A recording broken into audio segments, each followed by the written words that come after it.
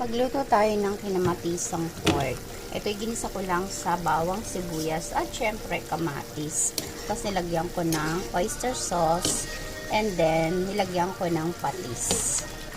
This is our ulam for our dinner. So ganyan lang siya guys, parang gisa-gisa lang siya, para rin siyang nilaga.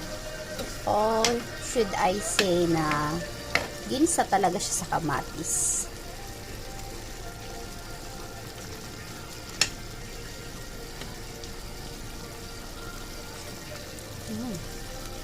Lagyan natin ng konting asukal para mabalance yung lasa. Kasi mukhang na parami yung patis. Hello mga ate and kuya. For today's video ay nagluto ako ng pork na kinamatisan.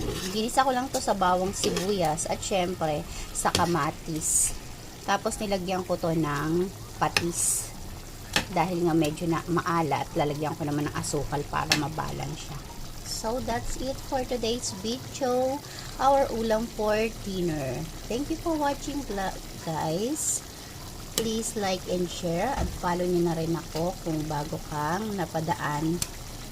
Kung napadaan pala ako sa mga wall nyo. Pero okay na yan. Hindi ko na siya lalagyan na asukal. Thank you. Our ulam for today is pork kinamatisan. Ginisa ko lang yung bawang, sibuyas at syempre kamatis.